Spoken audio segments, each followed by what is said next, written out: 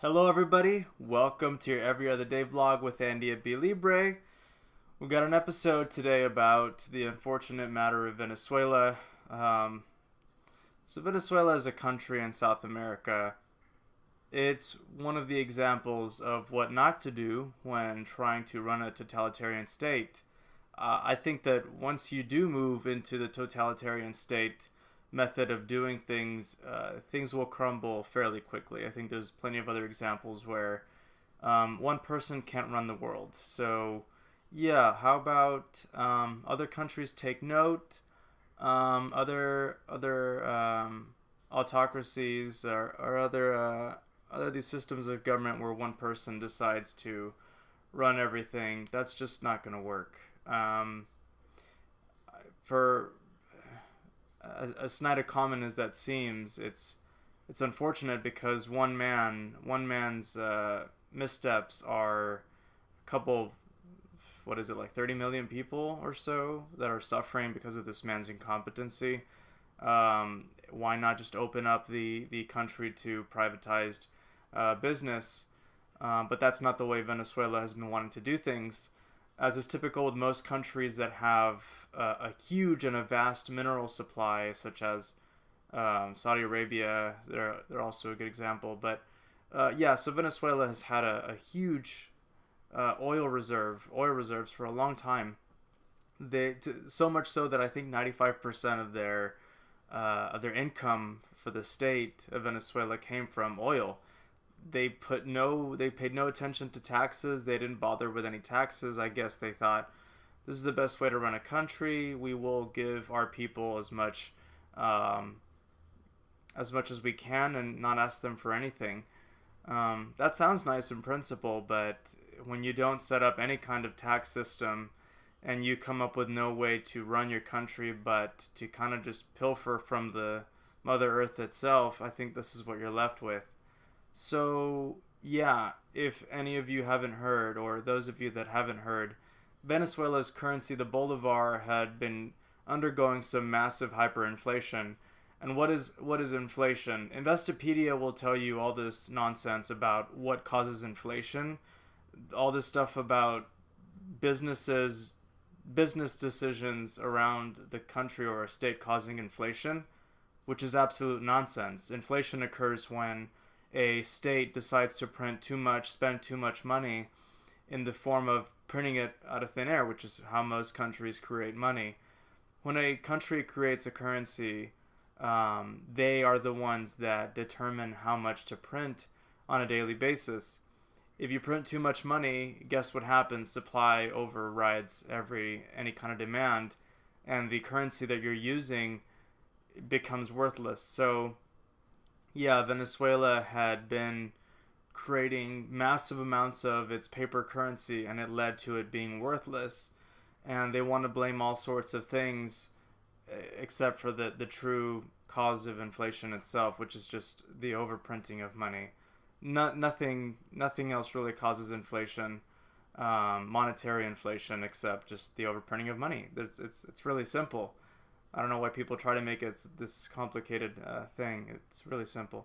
Anyway, so you have this poor country with little to no incentive to work, because if you put any time and effort into working and you're paid in this currency that's going to rapidly lose value, I believe it's like every week it's like doubling as far as how little the money could buy you. So people immediately try to get rid of the money that they earn, so much so that some Venezuelans have reported to be buying cars to try to maintain some of the value that they've earned in working.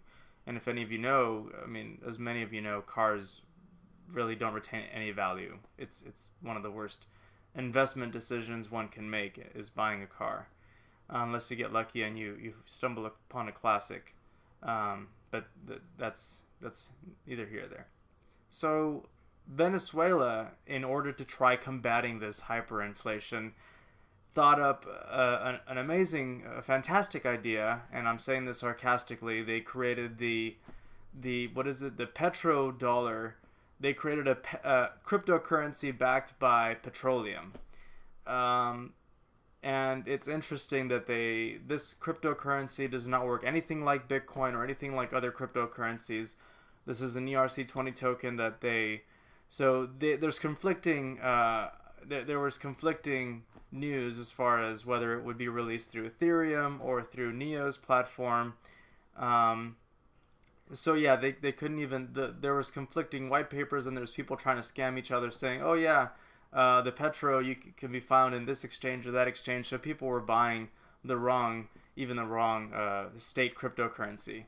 And it's really fascinating that this country believed that cryptocurrency could save it, because now we're seeing the emergence of states not just acknowledging cryptocurrency and discussing them in any legal framework, but this is the first time, besides Liberland, and we all know that Liberland is a very interesting case in and of itself. It's a very small plot of land, I think somewhere, I think I'm going to botch exactly where it's at, somewhere close to the Ukraine, I believe, somewhere around that area, close to between Russia and Europe, somewhere in there. But yeah, Liberland is a small country that has just been newly formed and is discussing accepting Bitcoin or using Bitcoin as its main money or underpinning its economy. But Venezuela is the first long-established legacy, we'll just call it a legacy state, that has decided to adopt cryptocurrency as its economic what do we want to call it, foundation. And it's very interesting that they decided not to use Bitcoin, but its own created cryptocurrency. I believe they created over 30 million or 40 million units of this cryptocurrency. And of course, they did not set it up in a system similar to Bitcoin, where you have a predicted inflation rate, you have mining, proof of work mining that ensures transactions. No, the state of Venezuela decided to pre-mine the cryptocurrency, and what pre-mine means is you essentially program the cryptocurrency to be every single unit that's ever going to be created is created in one instant and is controlled by one person or one party or several parties, but it's immediately created, and no more of the currencies will be created after that moment. So yes, this cryptocurrency was pre-mined. It's all controlled by one person or one state, which is Venezuela, and they decided to find investors and essentially sold this cryptocurrency to the highest bidders. This is also a textbook ICO scam, and I guess they pulled a couple billion from it, and I feel bad for the bag holders. And something that strikes me is the fact that Venezuela wanted this cryptocurrency to be backed by oil. And this strikes to the heart of why Bitcoin was created in the first place. So Satoshi Nakamoto realized that you want to have a currency that doesn't have any counterparty risk. What does that mean? That means that Bitcoin is in and of itself valuable due to how it's created. You have the miners, you have the network effect of people moving a digital money that cannot be created or destroyed, except by destroying every single miner or computer that stores the Bitcoin ledger in the world. Not all the Bitcoins were created all at once. In order to create a Bitcoin, you need dedicated computing power, and of course, one of the most valuable things in existence, time. You need time and energy to create a Bitcoin.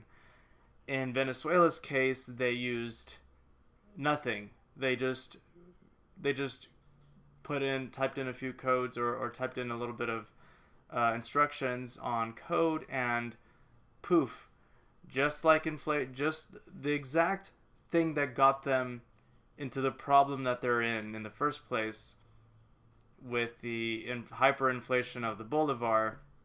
They decided to double down or triple down, I believe, because they already created what's called the strong bolivar, which was supposed to be the new currency that was going to supplant the old currency that hyperinflated. They were going to use that currency to try to combat hyperinflation, but you don't solve the problem of inflation by printing more money. Of course, that's what gets you to inflation, the problem of inflation in the first place. It's almost like I don't know how much longer states can pull the hood over people's heads. It's that simple. You create money out of thin air. You don't you don't earn the money yourself as a state by properly running your the minerals that you have. I mean, that's another thing. Venezuela just pretty much killed the goose instead of protecting the goose that laid the golden eggs. The golden eggs being the oil, the goose being all the manpower, all of the technology, the equipment that is needed to extract oil from the country. The government itself had neglected the thing that brought them value, which was oil. They neglected, apparently they neglected to just pay the oil producers. They neglected they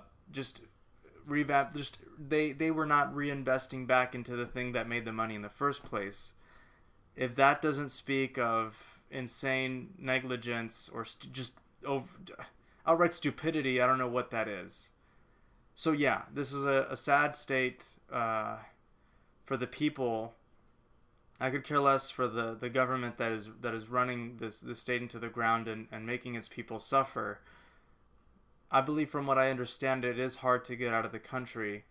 The state is making it hard for people to leave, and it's essentially starving its own people and thinking that continuing this trend of hyperinflation by springing another cryptocurrency out of thin air to solve its problems, when it's the cryptocurrency isn't backed by proof of work, it's backed by oil, which it can't even extract out of the damn ground because it's so damn incompetent to actually invest in the infrastructure that allows it to extract this oil from the ground, which should be free in essence, but they're too incompetent to even handle that matter.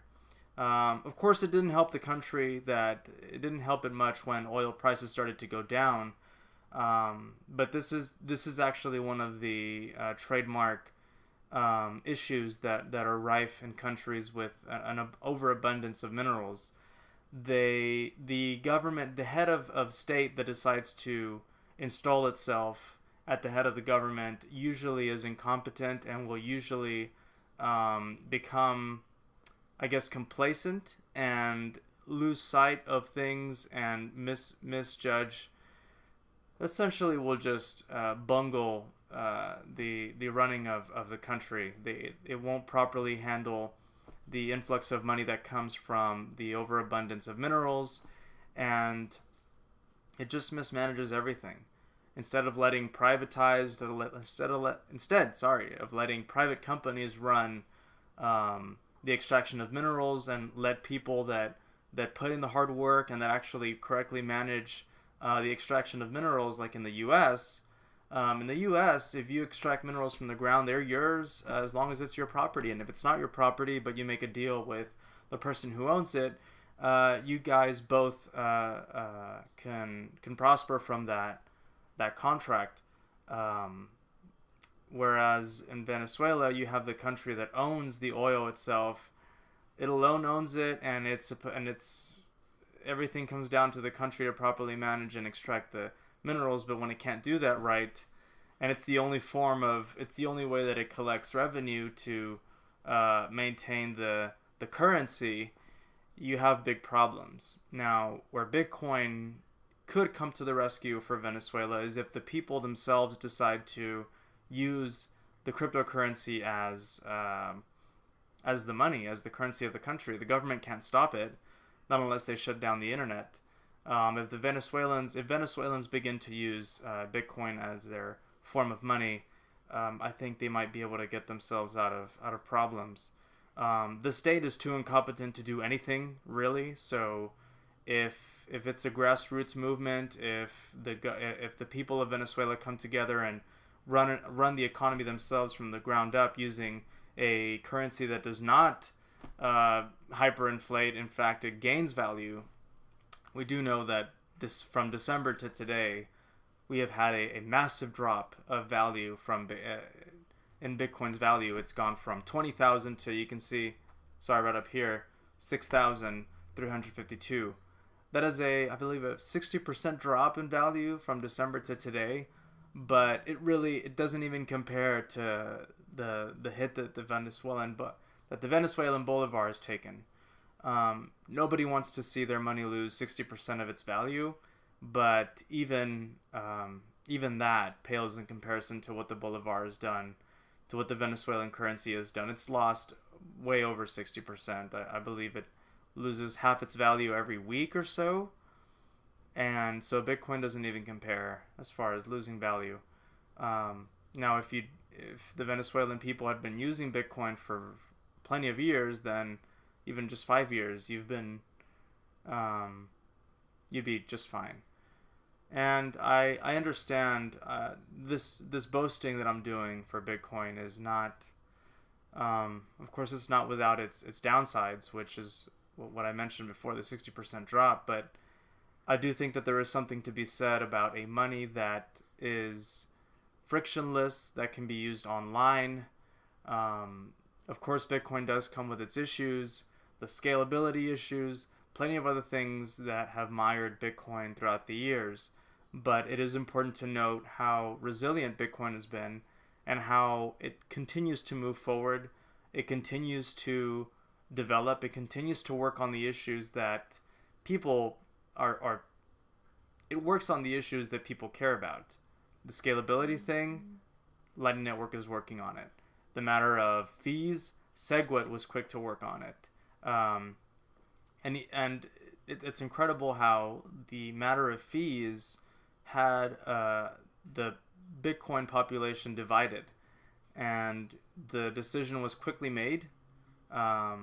Once fees began to get ridiculous, there was quickly a consensus to be made, and we eventually had SegWit. And so I bring this stuff up. I bring up this technical stuff just to state that Bitcoin is a global phenomenon, and the Venezuelan dollar or the Venezuelan bolivar is is it segregated? What do we want to call it? Unmitigated? No, there's a word for it. It's focused in one area where this money has just failed the people of that specific area. And because Bitcoin is global, because it is digital, the Venezuelan people might have a better go at it if they try using the cryptocurrency that is Bitcoin, which is not centrally controlled, as opposed to this centrally controlled cryptocurrency that is supposedly backed by oil. But therein lies the rub. I mean, if you have this Venezuelan cryptocurrency and you want to exchange it for oil, well, the government doesn't have it because they're too incompetent to extract it from the ground. So that really begs the question, what good is this cryptocurrency that is supposedly backed by oil, that is all controlled by one entity? I guess you could make the argument that if the cryptocurrency was spread around the entire country and the government made no more of the currency, then you'd be fine and dandy. But that's just it. I'm pretty sure that once the Venezuelan cryptocurrency dries up, as in once the Venezuelan government spends all of its cryptocurrency and it's now in the hands of the people who depend on it for their economy, the Venezuelan government will immediately say, well, now we're going to create more cryptocurrency because we're out of money again and we need people to give us money, so we're going to create this thing out of thin air, much like the bolivar, and keep spreading it around, keep using it to keep us happy, to keep us well fed. As we all know, the government has no problem getting Maduro and his cronies have no problem being fed, and the military. But of course we know once the military stops being fed, then we'll have a coup on our hands and Maduro will be replaced by somebody else. Whether he'll be replaced by somebody competent, that's yet to be known, but I can say that if the country continues along this totalitarian path, it's going to find nothing but despair, as all totalitarian states usually do. But yeah, it's a bit of a somber vlog today, but it is fascinating to me that we have the first state to underpin its economy by a cryptocurrency. And it's funny because it's not Bitcoin, and I think the country would be in much better straits, or it would be in a much better trajectory if even Bitcoin was accepted. And I say even Bitcoin because we do know of the 60% drop, but it always recovers. Bitcoin always tends to recover. Of course, past events are not indicative of the future.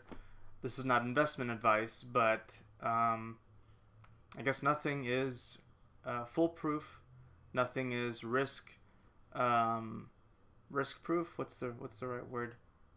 I'm sure there's a better word than that. But yeah, this has been my discussion of the Venezuelan petrodollar and how it's already failed. It's not. It hasn't pulled the government out of its hole. The people are still suffering. It was pre-mined. If only they could pre-mine oil, but that requires actual work, not just a few clicks of a few buttons. So yeah, please like if you like. Please subscribe. Please share with a friend. And until next time, bye.